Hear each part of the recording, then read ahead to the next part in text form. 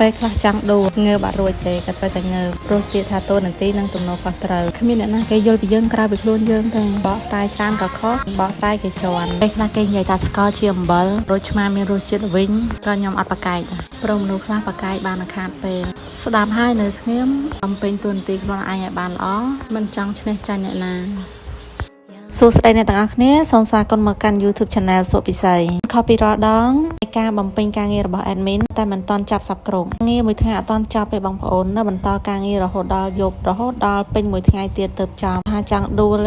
មែនតែប៉ុន្តែមិនអាចដួលបានទេការងារមិនទាន់ចប់គឺនៅតែបំពេញដដែលពេលខ្លះ24ម៉ោងណាយទៅលើការងារសឹងតែ12ម៉ោងមកទៅហើយពេលវេលាកូនក្រុមគ្រួសារខ្លួនឯងទោះជាយ៉ាងណាក៏ admin នៅតែលៃលកពេលវេលាបានរៀងរាល់ថ្ងៃរដ្ឋបាលឃុំសង្កាត់ធ្វើការងារជាច្រើនដល់ប្រជាពលរដ្ឋក្នុងនាមអាជ្ញាធរមូលដ្ឋានភាពពាក់ព័ន្ធដែលលើកសុខទុក្ខប្រជាពលរដ្ឋជាធំនិងជាបញ្ហាចម្បងថ្ងៃនេះ admin នៅតែបន្តធ្វើកិច្ចការចែកពូជស្រូវនិងស្បៀងជូនប្រជាពលរដ្ឋដែលរងគ្រោះដោយគ្រោះរាំងស្ងួនបើទោះជាមានការងារច្រើនមិនថាការងាររ៉ាញ់វត្ថុងារបរិស្ថានអនាម័យបានសមត្ថភាពការងារតំណសម្រាប់សម្រួលការងាររដ្ឋបាលការងារពាក់ព័ន្ធផ្សេងៗដែលតួនាទីខ្ញុំគឺតួនាទីស្មានគុំគឺច្រើនមែនតើដែលខ្ញុំត្រូវទទួលខុសត្រូវការដែល admin ធ្វើរាល់ថ្ងៃគឺមានតម្លៃកំឡុងពេលដែលយើងអាចជួយដល់ប្រជាពលរដ្ឋបានស្ដែងក្នុងឆ្នាំនេះហារាំងស្ងួតការប្រែប្រួលអាកាសធាតុគឺប៉ះពាល់ដល់ប្រជាពលរដ្ឋយ៉ាងច្រើនដូចជាក់ស្ដែងឃុំរបស់ admin ប៉ះពាល់រហូតដល់567គ្រួសារពួកគាត់ត្រូវស្នើនៅទិន្នន័យពូជស្រូវចំនួន378ស្មើនឹង263ហិកតានិងស្នើសុំស្បៀងចំនួន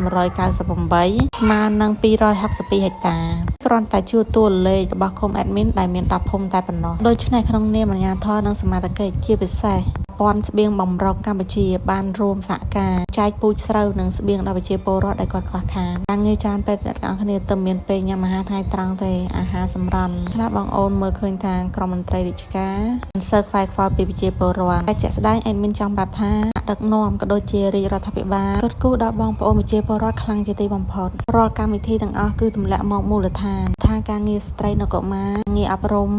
ដុតបណ្ដាលជំនាញថ្មីដូចជាការស្វែងរកការងារធ្វើពិសេសការផ្ដល់ព័ត៌មានត្រឡប់ពីអាជ្ញាធរមូលដ្ឋានថ្នាក់ជាតិឲ្យស្វែងរកបញ្ហាប្រឈមរបស់ពួកគាត់និងចូលរួមដោះស្រាយរដ្ឋាភិបាលគិតគូរយ៉ាងម៉ឺងម៉ាត់នេះទាមទារបងប្អូនជាពលរដ្ឋយល់ពីការខិតខំរបស់ថ្នាក់ដឹកនាំដូចជាក្រុមការងារអាជ្ញាធរជាក់ស្ដែង admin អ្នកទាំងអស់គ្នាសឹងតែបើកភ្នែករួចទេតារួចទេតាមតែកិច្ចការងារ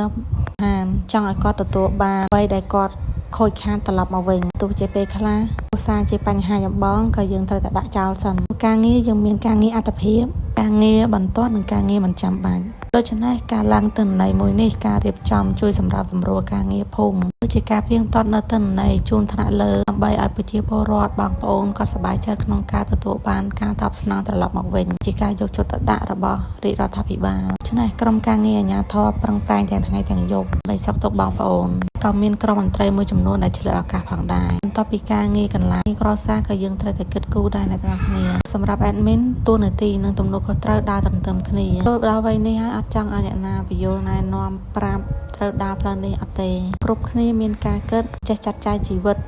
ចែកការងាររៀងៗខ្លួនជាយ៉ាងណាក៏ admin នៅតែអរគុណកិច្ចការងារប្រចាំថ្ងៃដែល admin កំពុងធ្វើបានបង្រៀនឲ្យ admin ចេះការងារចេះបត់បែនរៀនសម្លឹងមើលថ្នាក់ដឹកនាំដែលគាត់មានបទពិសោធន៍ admin ត្រូវសម្របខ្លួនរៀនសូត្រជាប្រចាំបើទោះពេលខ្លះបាក់ធ្វើច្រើនខុសច្រើនពេញទៅដោយភាពស្មុគស្មាញ stress តួនាទីមួយនេះប្រាប់ admin គិតថាវាជាទំនួលខុសត្រូវមួយសម្រាប់មនុស្សប៉ាកែហើយយើងប៉ាកែទៅយើងនៅកន្លែងនេះវាជាពាក្យលួងលោមលើកទឹកចិត្តខ្លួនឯងដើម្បីបន្តជំហានទៅមុខបន្តទៀតពីយ៉ាង admin តែងប្រាប់ខ្លួនឯងថាអាចធ្វើបានអាចចោះចាញ់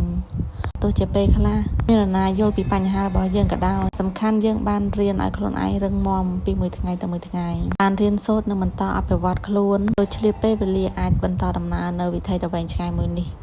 នឹងអាចចែករំលែកជូនបងប្អូនគ្រួសារចាប់ក៏នៅតែមានការងារសម្អាតផ្ទះទៀតនិយាយរួមពេលវេលាឲ្យមានប្រយោជន៍និងមិនយកខួរក្បាលក៏រឿងអត់បានការ